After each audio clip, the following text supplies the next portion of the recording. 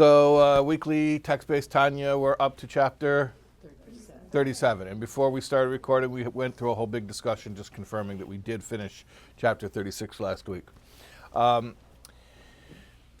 Chapter 35 was the comfort to the Beinoni who was worried about the fact that all he could ever focus on is behavioral perfection, and he would always be left with an unresolved internal conflict. We said, don't worry about it. That's really what it's all about anyways. It's about your behaviors, because that's the only way to ultimately become truly one with Hashem. The soul, interestingly enough, somewhat counterintuitively, but the soul, with all of its subjective sensitivity to Hashem, never becomes one with Hashem. It's in a relationship where there's subject-object, an observer and the observed, with all of its great love of God, but it's not one with God. The body, with its complete lack of sensitivity, actually can surrender to God and become a vehicle and an extension of the divine will. So ultimately it's all about action. That was chapter 35. Chapter 36, we continued and explained why it is that Hashem wants the Dira B'Tachtonim, the dwelling place in the lower realms. Why Hashem wants ultimately that the physical world should be holier than the highest heavens. We spoke a little bit about the idea of his will that has to do with will and desire, which transcends rationale. And ultimately it's about that paradox of having the darkest place, the place of the greatest concealment, become the place of the greatest revelation. And that's why the physical action mitzvahs are so important, because they take place here in the physical world, and that's what Hashem desires most of all. Okay, so that's where we got up to, and we said when Mashiach comes, that is going to become ultimately revealed, that the physical world is the place of the greatest godly revelation. Okay. So this brings us up to chapter 37. When I was a young man, a yeshiva student, the first chapter of Tanya that I actually connected with in a deep way. See, I had studied Tanya, and everyone told me it was great, which only made me not like it. Because if you ever tell me that something is great and that everybody loves it, then it makes it hard for me to like it. So I didn't dislike Tanya, but I had a hard time liking it. And then I remember there was one time I guess it was during the Tanya Chitas. It was like this time of year exactly, because we're in chapter 37 in Tanya Chitas right now. So I learned chapter 37, and it clicked for me, and I was like, this is the coolest thing in the world. And that's when I fell in love with Tanya, because of this chapter. So this was my favorite chapter of Tanya for many years. And in some ways, it still is my favorite chapter, because it was the chapter that turned me on to the rest of the book. But we're continuing this discussion of Dira B'Tachtonim and the importance of the physical world and the importance of physical actions within the physical world. Specifically, I guess this is the reason why I loved this chapter so much, is because it breaks down the mechanics of this process. In other words, we know already that Hashem wants a dwelling place in the lower realms. We even know that somehow our physical action mitzvahs are related to that, but we don't really understand the exact mechanics of it. In chapter 37, he breaks it down and explains how our physical actions actually transform the world into a place of godly revelation. So that's basically what chapter 37 is. Okay, makes sense? Okay. Perek Lamed Zayin, chapter 37. V'hinei tachlis hashleimus hazeh shel yemei HaMashiach tchias hamesim. This ultimate perfected state that we have alluded to earlier, which will take place in the times of Mashiach, and even more so in the later phase of resurrection of the dead, because when Mashiach comes, it won't be different. The natural order will not be different right away, but the resurrection of the dead is obviously a major change in the natural order. So this ultimate perfection, called the Messianic era and the resurrection of the dead, Shehu Gilui Ein Sof Baruch Hu Be'elam Hazeh Gashmi. Another way to describe it is a revelation of the infinite light in the physical world. Both of those phenomena. The world peace that will occur in the times of Mashiach and the resurrection of the dead that will occur a little bit after that.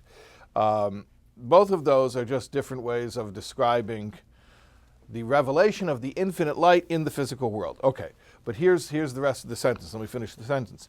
These conditions, taloi, are dependent upon,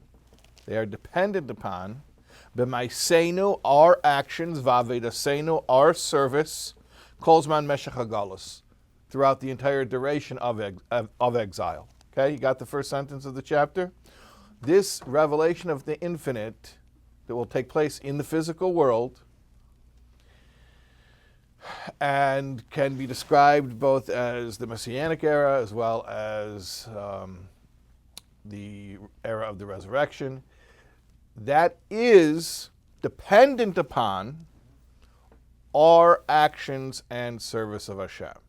Okay? It's not like it just comes out of nowhere. It's not just it materializes spontaneously. There is a cause and there is an effect. And I want to make this very clear what I mean by there's a cause and effect. You know, even people who think about the ultimate reward as being Mashiach, I'm not going to get into a whole side discussion about this, but the Shalom Kodesh actually explains that there's two different ways of viewing reward. There's intrinsic reward and there's an artificial reward. There's a reward that's a segula and a reward that is cause and effect. So a reward that's a segula is basically there's no inherent connection between the reward and that which is being rewarded. Okay, class, if everybody colors in their coloring books and finishes, I'll give you all a piece of candy.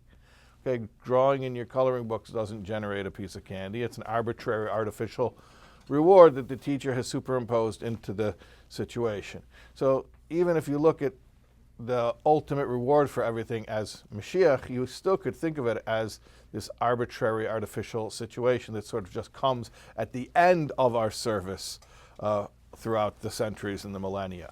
But the Alter Rebbe is saying, no, he's making it very clear. It's not just something that happens after we do all of our service of Hashem. It is the ultimate result of what we do to serve Hashem. So everything that we do during the exile ultimately results in, produces, generates the condition called the days of Mashiach and the resurrection of the dead. Okay? All right. Can I ask you a quick question? Yeah. Well, what's going on now with artificial intelligence? Just a quick one. They're like resurrecting extinct animals. Would you say that it's Hashem hiding in nature, bringing onto the Hashem? Yeah, people are always asking me these questions nowadays. I don't know. Yeah, but look, just the general thing, all the different crazy stuff that's happening in the world today. I mean, crazy in a good way, I'm saying. The stuff that used to be sci-fi that's now happening for real. Yeah, I mean, I guess you could say that's a way of this revelation happening in a natural way. Yeah, it's all part of the world getting closer to Mashiach, no question about it. Okay, but the what he's saying is here, it's not just something that happens. There is a cause. There's something that makes this happen. Now he explains, this is very important, very important. Just focus on this concept. Ki hagoyrem schar mitzvah, that which causes the reward of the mitzvah, hi mitzvah ba'atzma, is the mitzvah itself. You follow what that means? That which causes the reward of the mitzvah is the mitzvah itself. So, if you're immature and mommy has to make you clean your room, and she says, clean your room and I'll get you ice cream. Ice cream and cleaning your room have no relationship with one another. But if you're mature, if you're an adult, mommy doesn't have to tell you to clean the room. You look at your room, you clean your room, and the reward for cleaning your room is clean room. You got it. Okay. Okay. No, it's not. No. We all like that example. Okay. All right. You understand? Do you understand that mitzvahs have an actual effect? Mm-hmm. Okay. Probably not. Here's the deal. The way that a lot of people think about mitzvahs is that it's like this menu that Hashem prints up, and then he makes like, instead of like, I guess, prices, he makes like, I don't know, like a little reward chart. And you do this mitzvah and you get this many stars and this many raffle tickets, and then at the end you go and you buy like a plastic spider ring with 20 raffle tickets. You guys know what I'm talking about. You know what I'm talking about. Anyone else here know how to play skee ball? You know what I'm talking about.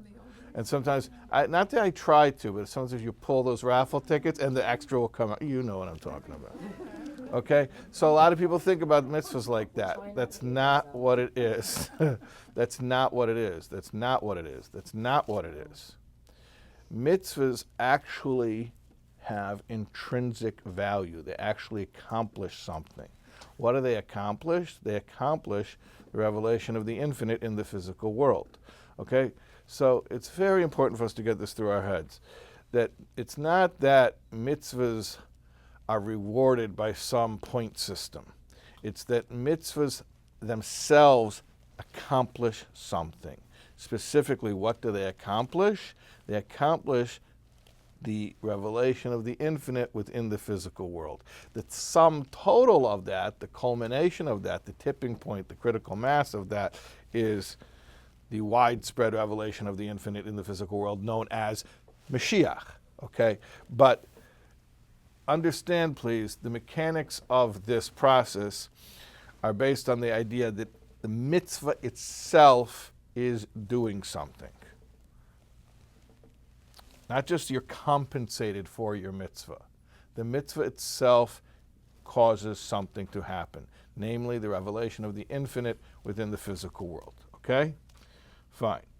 Ki ba'asiyasa, that in doing a mitzvah, mamshech ha'adam gilui ein sof baruch hu milamayla lamata, you draw down a revelation of the infinite light from above to below.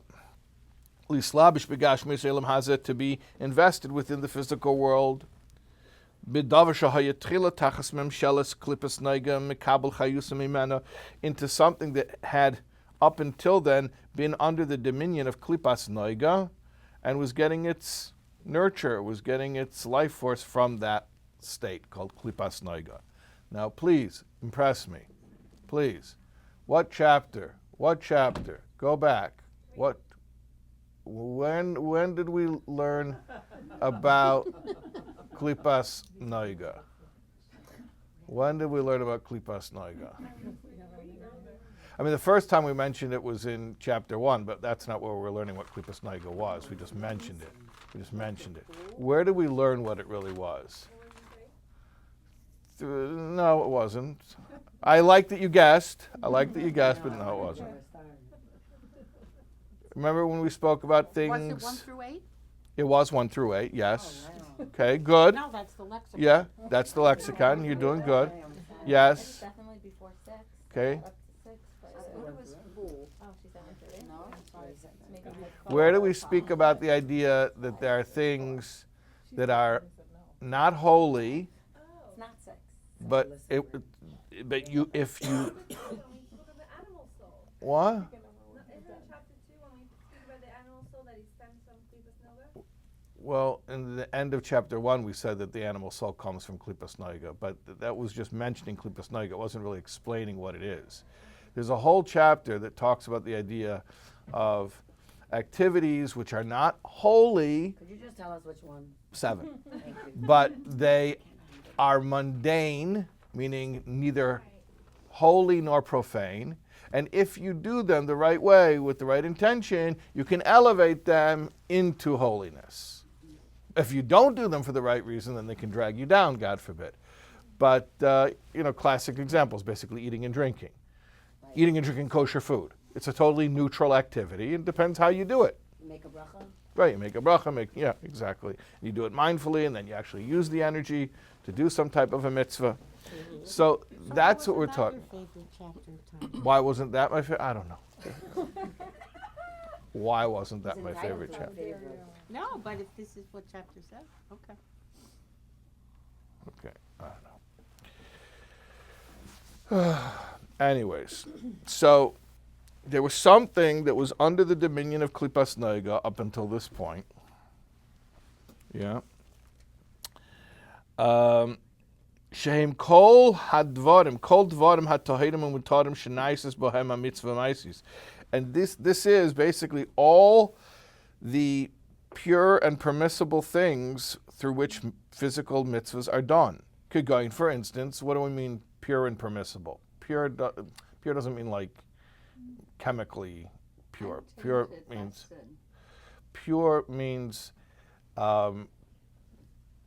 it means it's permissible. I mean, it's pretty much synonymous with what it says. Permissible, pure and permissible, meaning stuff that is capable of being used for a mitzvah. Not that it has yet been used for a mitzvah, but it could be. Good going. It gives an example. Klaf hatfilin a mezuzah v'sefer Torah. The parchment of the tefillin and the mezuzah and the sefer Torah. Okay, that's cow skin. It's not holy,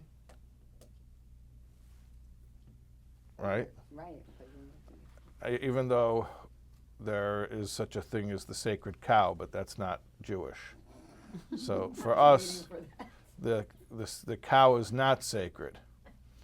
But if you take the parchment, if you take the hide of the cow and you turn it into parchment, and then you make the tefillin, you put on the tefillin, now you've taken something mundane and turned it into something holy. U'k'maimir azal, like our sages say, lehuchsher lemelechas shemayim ela tahirim u'mutar b'ficha. That which is permissible for using it as a mitzvah for the work of heaven is only that which is ritually pure and permissible to consume. What's Torah scroll made out of? Cowhide. But is it still from the klippa? It was from the klippa. It was from Klippas Noiga. And now it became elevated into Kedusha. Win. That's a big win. Okay? And that's what we're describing. Is cow skin and cowhide the same thing? I don't know. Ask a cowboy. V'chein esrog she'ena orla.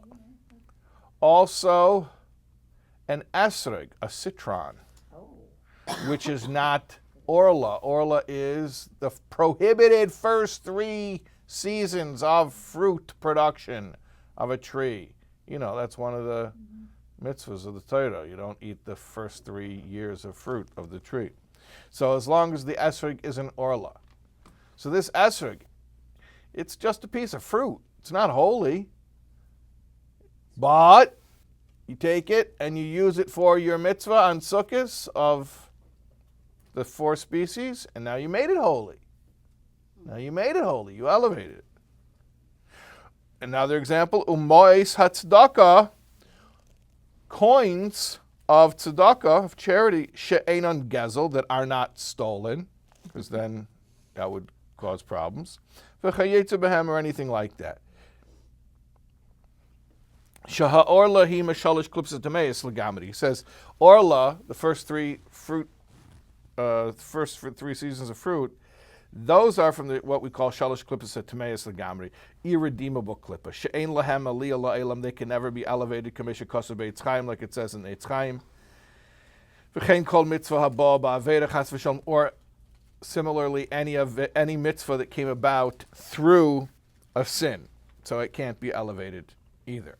But if there are no such issues, it's just a mundane thing, and there are no problems involved, no sins, no exacerbating circumstances. They're just a regular mundane thing that you use to do a mitzvah. So then totally you take it from Klippas Noiga, from the neutral spiritual state, and you lift it up into Kedusha, into holiness. Now, the cool thing is, in elevating the spiritual status of this object, it does not cease to be a physical object. It's not like it has to dematerialize in order to become holy. It remains physical. It remains present in the world, and yet its spiritual status is upgraded. Now, I'm going to just sort of telegraph to you where this chapter is heading. But imagine this as a microcosm. It is a microcosm of a universal process where ultimately the entirety of all physicality, piece by piece, would be elevated into holiness while remaining in its physical state. Then what would you essentially have at the end of that process? You'd have an entirely holy world that is still physical. Okay? Would you have Mashiach? That is synonymous with Mashiach. Okay. Is this what Gan Eden was? Gan Eden was similar to this in that it was a holy place on the physical earth. Yes, yes. This is actually better than Gan Eden because Gan Eden was created that way by Hashem, and this is being created by us. Yes. But then, Okay. sorry. Then what happens to the irredeemable klipa? What happens to the irredeemable klippa? Okay, that's not a bad question at all because we did say there's nothing you can do with it. So what? Okay. So that stuff, in the end, Hashem takes care of it, gets rid of it. Vesruach hatuma ave min haaretz. Hashem says, I will get rid of that stuff. You don't mess with that stuff because you can't elevate. I don't mean just you. I mean any of us. You what? Oh, you're smarty. You know that. That's true. Yes, you're right. The tshuva, she said the tshuva ma'ava could even deal with the shalosh klippas tumeis. So you're right. You're right. You're 100% right. But that's. Forget about stars. Forget about. She just stole the. Yeah. But that's an unusual thing. Yes, you're right. We learned earlier, chapter 7, the tshuva ma'ava, that you do tshuva, not just regular tshuva, but out of deep love for Hashem, and that could even go back retroactively and redeem the irredeemable. Right. But in the normal order of things, you don't mess with the shalosh klippas tumeis. You leave it alone. Don't try to have a spiritual falling with a ham sandwich so that you can retroactively go and redeem it. We don't mess with that. So we just leave it alone, ignore it, and at the end, after you redeemed all the neutral stuff that can be redeemed, Hashem will take care of the irredeemable stuff. Okay. But Is that what Reuben did when he took the Dudaim? He took something and he elevated it. What's it done? When Reuben took the flowers, the Dudaim, and elevated it and gave it to his mother, did he get it? yeah, I mean that's. But there's thousands of examples like that. Okay. Yeah. So he says, "V'chein kol mitzvah haba ba." No, I said that. V'achshav shemekayim bohem. Yeah. Here we are. V'achshav, and now shemekayim bohem mitzvahs Hashem eretzaynei. Now he's taking this neutral object, spiritually neutral object, and he's using it to do Hashem's mitzvah, to do Hashem's will. Harei achayish behem, the vitality, the energy in that thing, in that object that he's using, oila goes up, meaning it graduates to a higher spiritual rank. Umisbato v'nichlo b'eretz baruch hu, and actually becomes subsumed within the infinite. Shuretzenu yisbarach hamalubush bohem, which is the will of Hashem, which is invested within the physical object when it's being used to do the mitzvah. Because there is no concealment of the divine face, so to speak, on the level of Hashem's will. Let me just say that in plain English. There are always concealments, even when Hashem wants something, but he wants something in order to get something else. It's a stepping stone. So it's not his deepest desire. Unless we're talking about there's one concept which is Hashem's deepest desire. Meaning to say he doesn't want it for a utilitarian purpose to get closer to something else. He wants it, and just because. Well, why do you want it? Just because. That's the deepest desire. And what is the thing Hashem wants just because? The mitzvahs. So when you use something, see, everything exists because Hashem wants it to exist. And if Hashem didn't want it to exist, it wouldn't exist. But that's hester panim, that's concealment, because he wants it to exist for some other purpose. I mean, listen, even evil exists because Hashem wants it to exist. But you think it's Hashem's deepest desire? It's not his deepest desire. It exists for other purposes, like, for instance, to allow for free choice and all that kind of stuff. But the mitzvahs are Hashem's deepest desire. So when you can take something in the physical world that's right now existing in a state where it exists as an expression of Hashem's more external desire, and now use it for his deepest desire, meaning to say for a mitzvah, now you've taken that thing, and even while it remains in the physical state, you have elevated its definition, its identity, from something that exists because of some other purpose to something that exists for the purpose. Okay.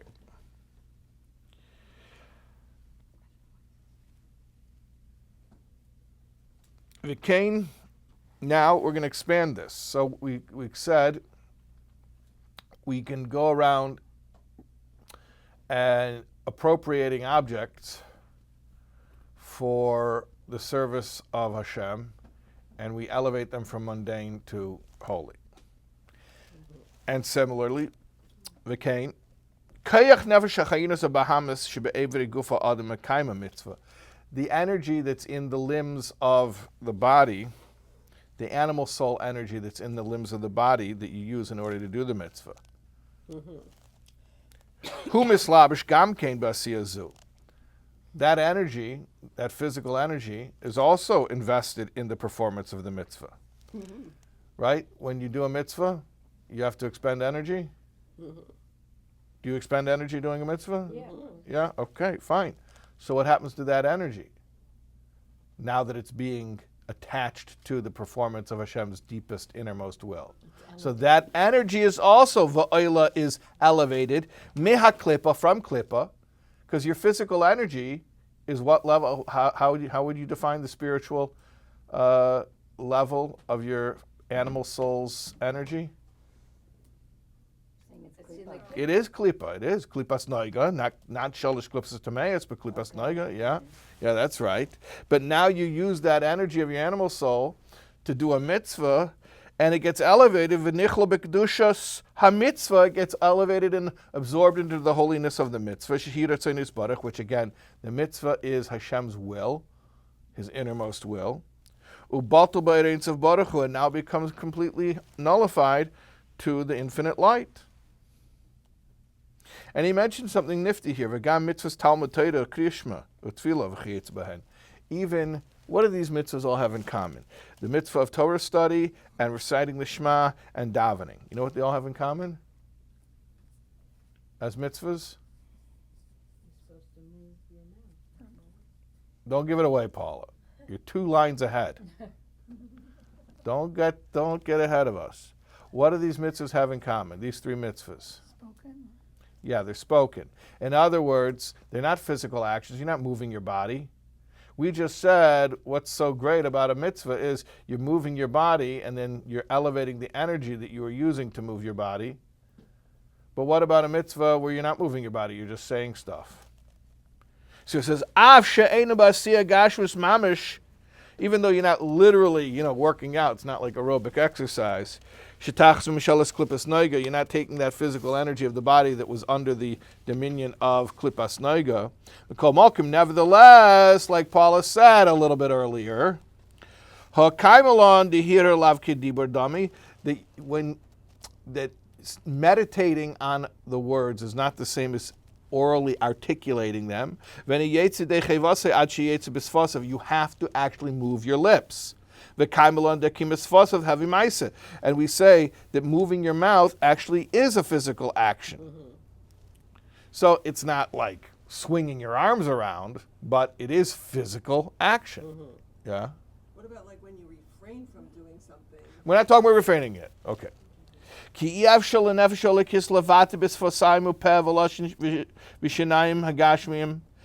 no way that your godly soul can express itself through your lips and your mouth and your tongue and your teeth, except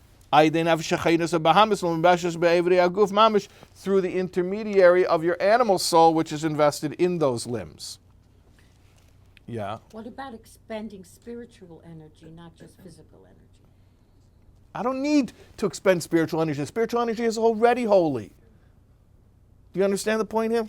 You can't I don't need to upload, that's upsize that spiritual energy? when I go to a currency exchange and ask them, could you change me American currency for American currency? With the banking situation the way it is now, Okay, you outsmarted me.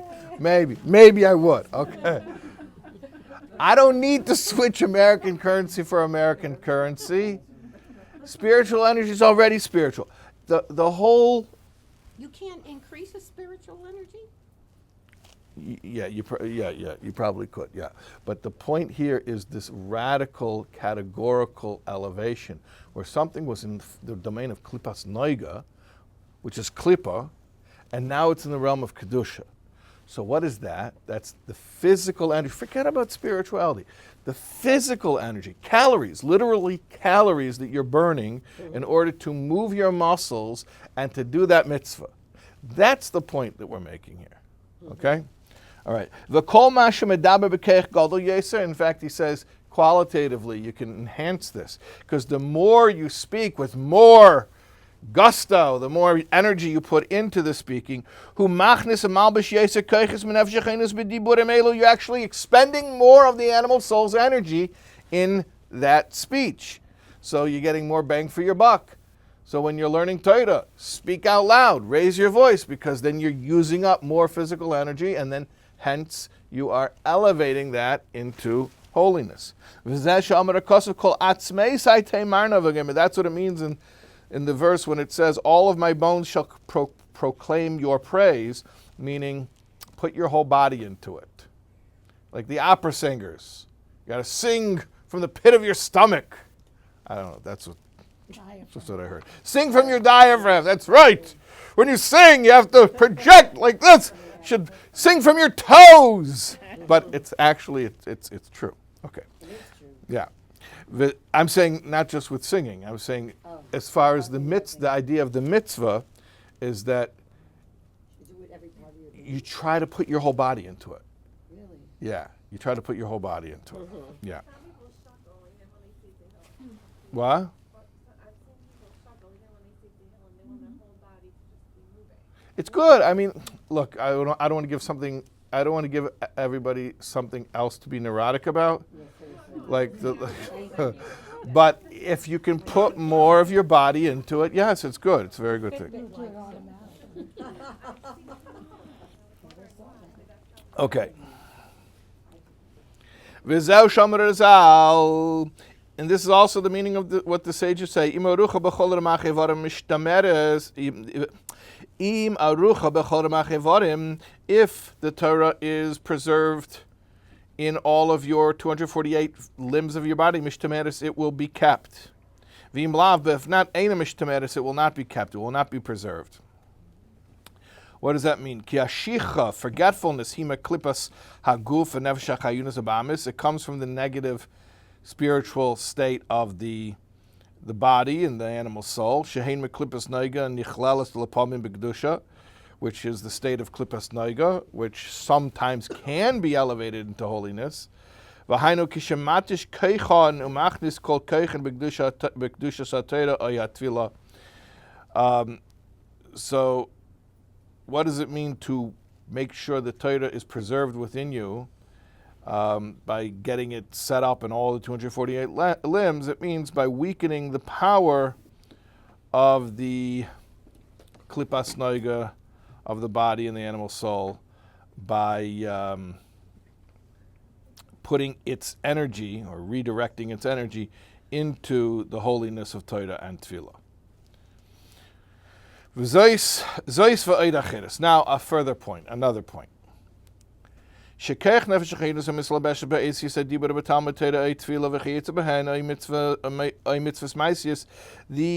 energy that we're speaking about, that you're putting into the letters of Torah, that you're speaking when you're learning or davening, or the energy that you're putting into the physical mitzvahs that you're performing, let's trace it back a little bit.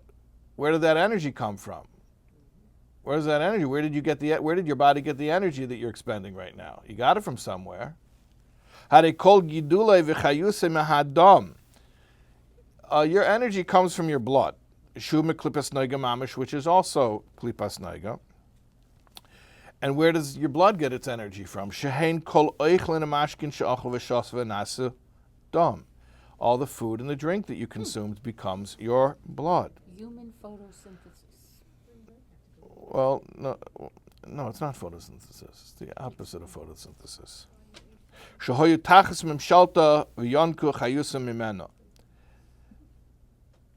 The food that you're consuming was klipas noiga, and it was getting its energy from klipas noiga. V'yata, and now, it gets transformed from bad to good and subsumed within holiness through your animal soul, your enlivening soul, which was grown from the food you ate. And then that in turn, you invest that energy into the words of Torah you're saying, or into the mitzvah that you're doing. And like we keep saying, and that mitzvah is Hashem's actual deepest desire without any concealment. And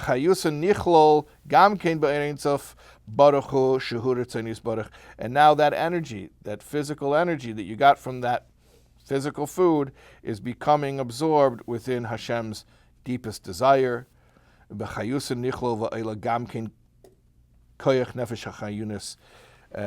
so now the power of your enlivening soul is being elevated through that. So through this,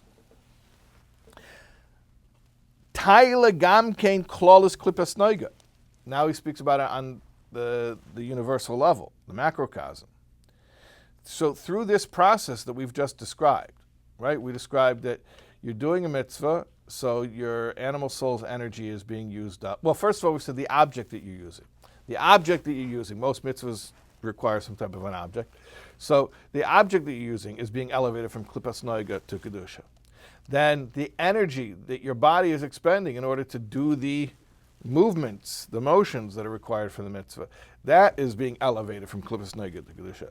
And then don't forget, where did you even get that energy from? You consumed resources which were klipas noiga, and they in turn are also being elevated into kedusha. So it says through this process, Taila Gamkin Klolis klipas noiga, the general klipas noiga in the world on a universal level is being elevated. She klolis hachayus shal elam hazeh gashmi v'chumri. In other words, the energy of this physical world is being elevated through that process.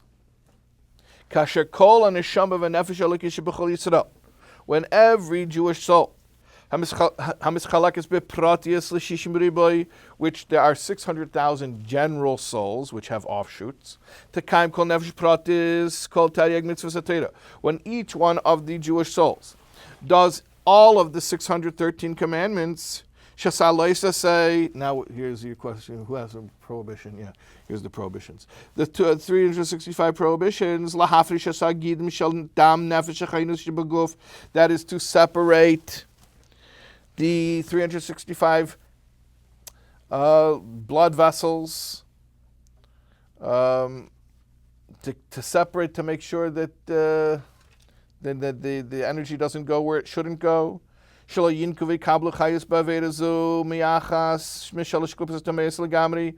keep the energy from being misappropriated to the irredeemable klippa. As we know that all the 365 biblical prohibitions, as well as their rabbinical offshoots, are all of that category of irredeemable klippa. So if, God forbid, your physical energy would be expended toward that direction, that would be an irredeemable loss. V'shuv, and furthermore, lo yisuchel nefesh hachayinus la'alis el Hashem im nitma betumas hashalish klippas atameis.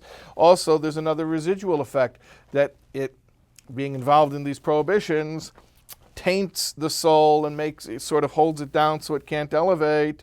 Shein lehen aliyah la'elam ki im bittul va'avara legamri because these irredeemable klippas cannot be worked with. Really, the only thing can be done is just to get rid of them. Like it says, Hashem says when the time will come at the end of this whole process, Hashem says, I, not you guys, don't touch it. I will get rid of that stuff that's irredeemable. But if we get involved in that stuff, so then it, I don't want to say it too explicitly, but it causes some serious problems. So, I'll give an example. Of an Aveda, Yeah. there's 365 of them. Specifically the clipper one. You want me to tell you what an Aveda is? And I'm not going to tell you what an Aveda is. I'm going to tell you what it does. It misappropriates chayas. That's what it does. So we don't want to misappropriate the chayas. We want to channel it in the right direction. That's all I'm saying. That's all I'll say about that. But what about the tshuva ma'ava? Yes, you're right. You're going to pull the tshuva ma'ava from your back pocket. You're right. You do have. You're right. I won't deny that. You're right. Okay. Okay, let's just not overuse that tshuva ma'ava. Okay. Alibi, we should No, but that's overuse. why Jews are completely like unaffiliated, so that when they come back, they have not purposely been in that situation. Yeah, it could be. It could be a plausible narrative. Okay. So, anyways, let's keep rolling here. You have the 365 prohibitions, which are supposed to keep the energy from going where it's not supposed to go. Okay? V'ramach mitzvahs, and then the 248 positive commandments, to bring down the infinite light here to the physical world when the 248 mitzvahs are performed. Lahalis le lakash liyachid bei klolos nefesh shechinus sheberamach evri aguf biyuchad gamar liyes lachodem mamish. And that, when you do those mitzvahs, it allows your body, which has 248 limbs, 248 positive commandments, 248 limbs, to become one with Hashem.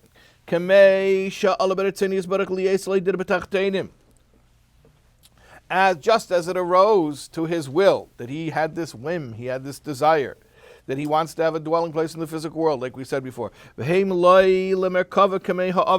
And your limbs become like a chariot to Hashem, just like we were saying before, like the patriarchs. Remember that? I mentioned how the patriarchs were chariots to Hashem's will. The only difference is they did it constantly without any lapse. Here's the punchline. So then after the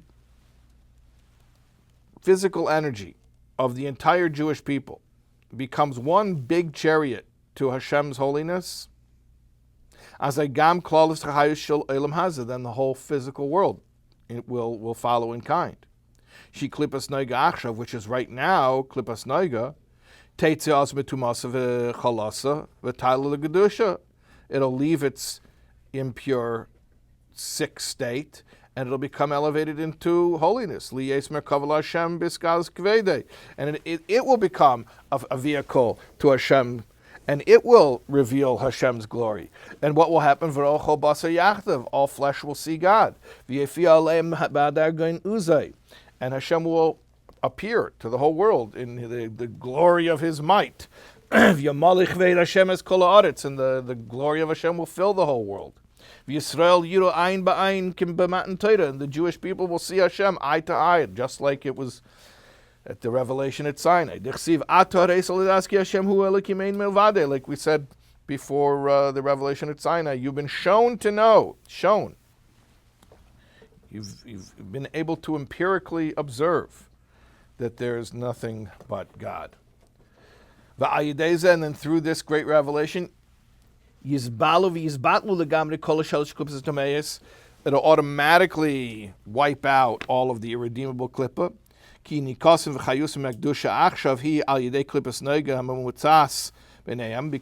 irredeemable klippa gets its, remember, it has no life force of its own. It's completely vampiristic, and it gets its life force not directly from kedusha, because it can't touch kedusha, but through the intermediary of klippas noiga. But all the klippas noiga will be elevated into holiness. So then, I'm in the middle of the sentence. Please. Sorry. Well, now I'm putting it on you. What was I saying? Why will, no, now I'm going to make you say it. Why will Shalosh Klippas Tameis automatically disappear? There's no vitality, Why? What will happen? nothing feeding. So explain how that will topple the whole system. There'll be no more evil in the world. There will be no more evil in the world. Why? What will happen? And that energy will So follow what I was saying before. Guys, when we're on a roll in the middle of a sentence, don't, okay. Okay. There is no actual life force to anything but holiness. The only life force is holiness. Okay. Shalosh Klippas Tameis, the irredeemable klippa, has to get its life force from Kedusha, but it cannot have a direct relationship with Kedusha because they are antithetical. It gets its life force indirectly from Kedusha through Klippas Noiga. You understand what that means? These are not magical words. We've explained before. Klippas Noiga can go one way or the other way, depending how it's used. So sometimes Klippas Noiga becomes elevated into Kedusha. Sometimes Klippas Noiga gets misused and falls into Shalosh Klippas Tameis. But what happens when all of the Klippas Noiga in the entire world, in the entire physical world, in the entire planet Earth, all of the Klippas Noiga has been cashed in and elevated? So now Shalosh Klippas Tameis has no more access to any life force, so that will automatically disappear. And that's Mashiach, right. So you use all the Klippas Noiga in the proper way, it gets elevated into Kedusha, and now the Shalosh Klippas Tameis has no more access to any life force, and it just automatically disappears. Okay? So what we're describing here is a process that you can observe in microcosm through every individual Jew doing every individual mitzvah. That's the process in microcosm. But then there's the macrocosm, the aggregate, sum total, culminating effect, which is the transformation of the entirety of the physical world from spiritual neutrality to holiness. And then not only the neutrality becomes holy, but then the irredeemable stuff disappears. So then what are you left with? Let's make sure we get this, because you can use buzzwords like Mashiach and not know what it means. Ultimate revelation of what and where and how and what. Hashem's glory. Where? Here in the physical world. How? By us doing mitzvahs. That's the mechanics of it. Through our actions, specifically physical actions. That's right. That expend physical energy of the body. That's right. Well, let me see if we're in a good pausing place. I want to just continue a few more lines here to get to a better pausing place. V'nimtza. So it comes out. Ki kol tachlis shel yemei Mashiach v'tchias hamesim. That whole ultimate goal of the world when Mashiach comes and after the resurrection, that whole ultimate goal. Another way to describe that is the revelation of God's glory. Another way to describe it is the removal of the negativity from the world. Mm-hmm. That whole thing. And he's reiterating a statement he made at the very beginning of the chapter, so it should be somewhat familiar. But now you should understand what it means, because we've described it. That condition, that ultimate goal of the world, totally is dependent. It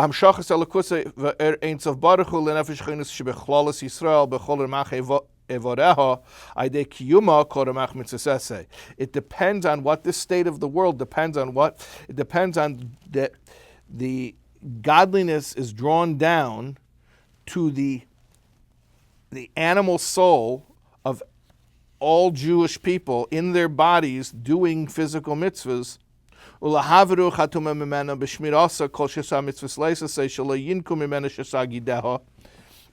And also, there's a flip side of the coin just to make sure that we don't do any of the prohibitions that would cause a misappropriation of the energy. So the positive commandments cause the energy to be channeled and elevated appropriately from neutral to holy, and refraining from the prohibitions makes sure that we don't allow the energy to be mischanneled downward where it ought not go. Ki klolos Yisrael shehem shishim b'rim neshamas proteyos hem klolos hachayz kol shel klolos ha'elam ki b'shvilam nivra. You want to know something? The 600,000 general souls, that's the number that left Egypt. Obviously, there's offshoots because there's more than 600,000 Jews. 600,000. Obviously, there's offshoots because there's more than 600,000 Jews. What? Then 3,000 were killed by Chayta Edom.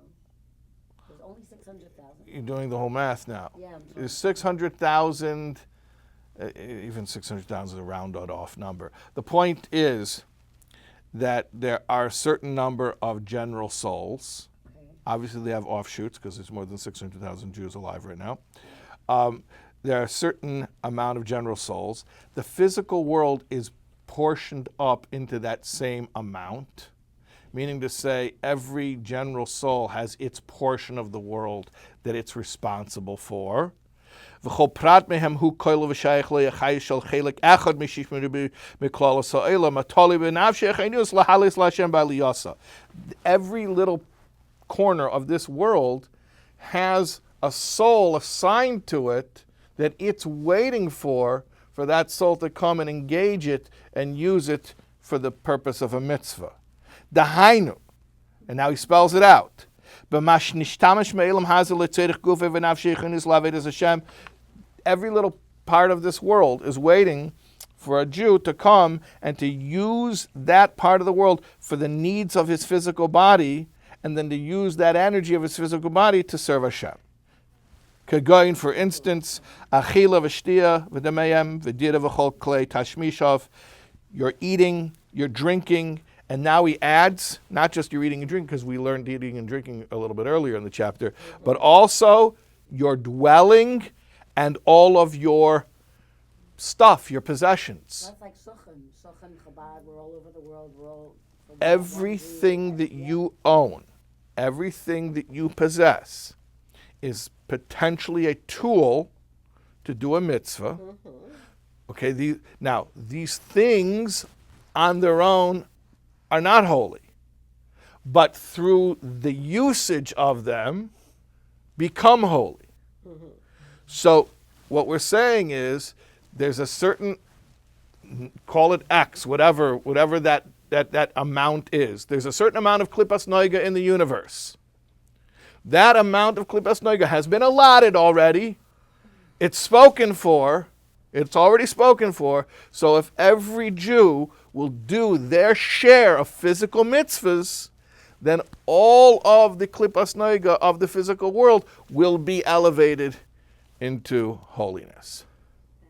Okay? So we're in the middle of the chapter. We're not going to be able to get much further, but God willing, I'd like to try to finish the chapter next week.